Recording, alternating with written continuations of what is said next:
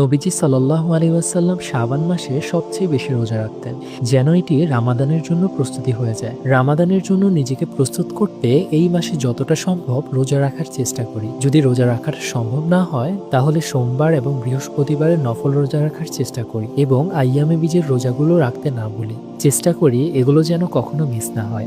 এছাড়াও 5 ওয়াক্ত নামাজ মসজিদে পড়ার চেষ্টা করি, বিশেষ করে ফজর ও ইশা জামাতে পড়া। শাবান মাসে চেষ্টা করি 40টা রাব্বানা দোয়া মুখস্থ করতে, কারণ কোরআনের দোয়াগুলো আমাদের করা দোয়ার থেকে অনেক বেশি শক্তিশালী। তাই মুখস্থ করার চেষ্টা করি যেন আমাদের দোয়াগুলি আল্লাহর কাছে পৌঁছায়। প্রতিদিন কোরআন তেলাওয়াতের চেষ্টা করি, হোক তা 1 পৃষ্ঠা। এর মাধ্যমে আমাদের হৃদয়ে আল্লাহর কিতাবের প্রতি ভালোবাসা বাড়বে এবং রামাদানে আমরা আরো বেশি প্রস্তুত হয়ে যাব। এই মাসে দান সাদাকা করার অভ্যাস গড়ে তুলি। ইনশাআল্লাহ আমরা সবাই শাবান মাসকে একটি প্রস্তুতির মাস হিসাবে গ্রহণ করব এবং রামাদানের আগেই নিজেদের প্রস্তুত করব।